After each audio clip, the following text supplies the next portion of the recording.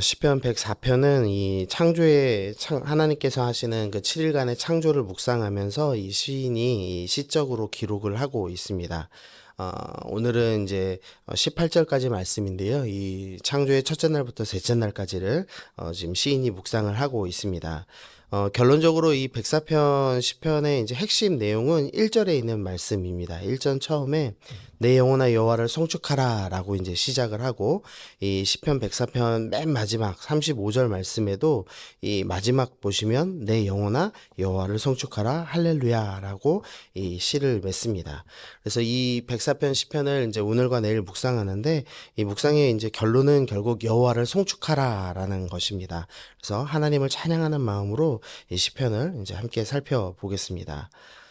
먼저 1절부터 4절 말씀에 보시면 이 창조 첫째 날에 이제 관한 말씀이 있습니다. 하나님께서 이제 처음 창조하시면서 빛을 창조하셨죠. 그러면서 이 하나님께서 이 빛을 입고 계시는 이제 모습이 나오고 있습니다. 이 1절 말씀 이제 후반부 보시면 여호와 나의 하나님이여 주는 심히 위대하시며 존귀와 권위로 옷 입으셨나이다 라고 되어 있습니다. 이 존귀와 권위로 옷 입으셨는데 2절에서는 주께서 또 옷 입으셨는데 빛같이 입으셨다라는 표현이 있습니다. 그래서 존귀와 권위가 이제 빛으로 표현되고 있습니다. 그리고 우리가 창세기 함께 살펴보셨듯이 이 첫째 날의 빛은 이 가시광선보다는 영광의 빛에 더 어울린다라는 말씀을 드렸죠. 오늘 이제 이 시편 104편도 하나님께서 바로 영광을 옷 입으셨다 지금 이렇게 이제 표현을 하고 있는 겁니다. 고대 근동에서는 이제 옷은 신분을 드러냅니다. 하나님께서 존귀와 권위로 옷 입으셨다 이제 이렇게 표현하는 것은 하나님께서는 이 온 우주를 창조하신 왕이십니다. 이것을 지금 드러내고 있는 모습입니다. 근데 사실 이 시편을 듣는 이 당시의 사람들, 특별히 고대 근동 사람들한테는 좀 낯선 이 본문일 겁니다. 왜냐면은 고대 근동 이제 그 바벨론 신화 같은 경우에는 이 창조 설화가 있는데 하나같이 전투적입니다. 그러니까 신들이 이렇게 싸우다가 결국에는 한 신이 죽고 그러면 그 신의 시체를 재료 삼아서 뭐 지구를 창조했다. 뭐 이런 식의 이제 설화들이 가득합니다. 근데 하나님께서 창조하시는 모습을 보면은 그런 뭐 전투적인 장면이 전혀 존재하지 않죠. 너무나 평화롭고 하나님께서는 왕의 의복과 존귀와 권세를 옷 입으시고 그 영광의 빛을 온 땅에 비추시는 분 이렇게 이제 소개를 하고 있는 겁니다. 즉 이 시편이 지금 설명하는 것은 너희와 믿는 것과 다르게 하나님은 영광의 빛을 비추시는 유일한 분이셨다. 하나님과 싸울 수 있는 존재도 없고 하나님의 영광의 빛을 가릴 수 있는 존재도 전혀 없다. 하나님만 찬양받기 합당하신 분이시다. 이것을 이제 드러내고 있습니다. 2절 보시면은요, 주께서 옷 입은 같이 빛을 입으시며 하늘을 휘장같이 치셨다라는 표현을 하고 있습니다. 이 휘장은 성막에 있는 것입니다. 성막에 이제 지성소, 언약궤가 있고 하나님이 임재하신다고 알고 있는 이 지성소가 있고 그 지성소 앞을 가리는 것이 바로 휘장인데 이 시편의 저자는 지금 하늘이 바로 휘장이다라고 표현을 하고 있습니다. 그러면 하늘 안쪽은 하나님이 계신 지성소입니다. 지금 이렇게 설명을 하고 있는 겁니다. 이 예수님께서 십자가 지시기 전에 이제 한 가지 하늘의 현상이 일어나죠. 이게 이제 하늘이 어두워집니다. 그러면서 영광의 빛이 차단되고 또 구름이 껴서 하늘의 휘장이 완전히 차단되는 것처럼 보이는 장면을 연출해 주셨습니다. 하나님께서는 이제 죄로 인해서 이 땅이 이렇게 됐다라는 설명을 하시는 겁니다. 영광의 빛도 끊어지고 하늘의 휘장 가운데도 들어갈 수 없는 너희가 어두운 존재가 되었다라는 설명을 십자가 직전에 이제 우리에게 보여주셨습니다. 그리고 예수님께서 십자가에서 우리를 대신하여 피를 흘리셔서 그 모든 사역을 마치시고 나자 다시 영광의 빛이 비추고 그다음에 성소의 휘장이 하늘에서부터 땅으로 갈라졌다라는 이제 표현이 등장하죠. 그러니까 마치 이 시편 말씀 통해서 보면 하늘 휘장도 갈라지고 땅에 있는 성소의 휘장까지 모두 갈라졌다. 이제 이런 식으로 표현하는 듯한 모습이 이 십자가에서 보여지고 있는 겁니다. 그러니까 우리가 좀 생각해야 될 건 죄로 인해서 이 영광의 빛이 끊기고 하나님께로 가까이 갈 수 없게 되었던 것을 우리가 조금은 생각을 해봐야 될 것 같습니다. 계속해서 이제 보시면은요, 이 물에 3절 말씀이죠. 물에 자기 누각에 들보를 얹으셨다라는 이제 표현이 있습니다. 쉽게 말하면 이제 물 위에다가 하나님께서 자기의 집을 지으셨다. 이제 이런 표현을 하고 있는 겁니다. 이 고대 근동에서는 물이 혼돈의 상징입니다. 바다의 신인 얌이라는 뭐 악한 신이 있고 그 악한 신에게서 뭐 악한 게 나온다. 이제 이런 생각을 했습니다. 아마도 이 홍수를 경험했기 때문에 본능적으로 물을 좀 두려워하는 것 같습니다. 그리고 바다의 날씨를 파악하지 못했기 때문에 바다를 또 악한 신으로 여기고 이제 두려워하는 것 같습니다. 그래서 이제 그들 신화에서는 물이 이제 다 악한 존재로 나오는데 하나님께서는 이 물이 악하다라는 표현을 전혀 하지 않으시죠.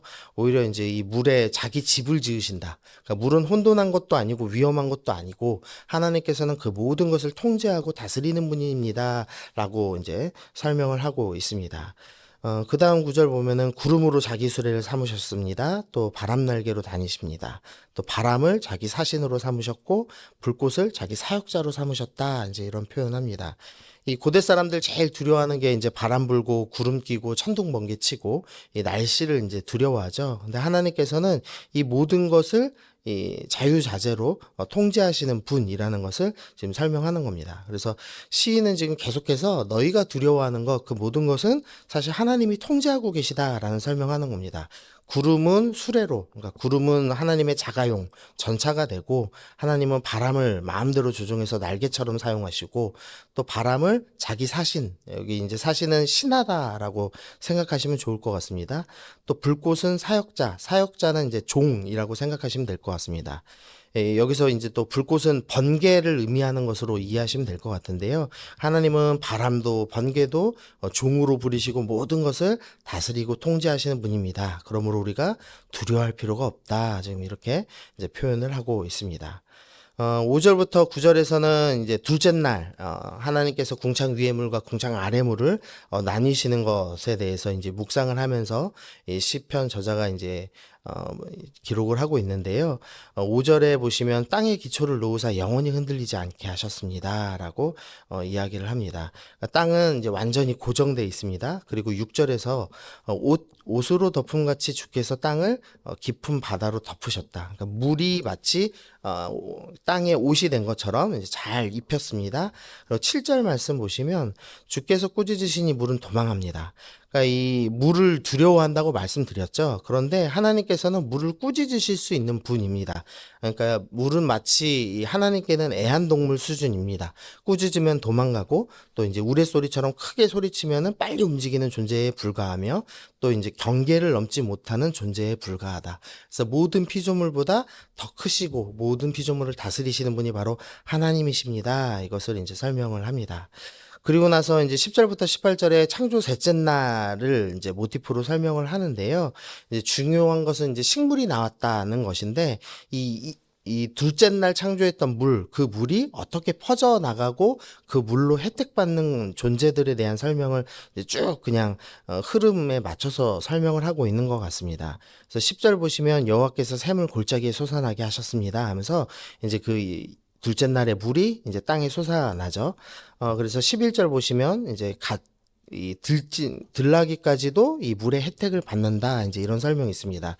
이 성경에서 가장 어리석은 동물이 들나귀입니다. 그런데 이 가장 어리석은 동물도 하나님의 물의 혜택을 받고 12절에서는 공중의 새도 물의 혜택을 받고 13절에서는 일의 결실, 열매를 맺게 하시고 14절에서는 이 가축을 위해서 또 사람을 위해서 풀과 채소를 나게 하시고 15절에서는 그 물을 통해서 사람의 마음을 기쁘게 하는 포도주, 양식들이 나게 하셨고 16절에는 이 네바론의 백향목, 이 왕궁의 기둥으로 사용되는 가장 뛰어난 나무인 백향목까지도 이 물로 자라게 하셨습니다. 지금 이렇게 설명하고 묵상을 하고 있습니다.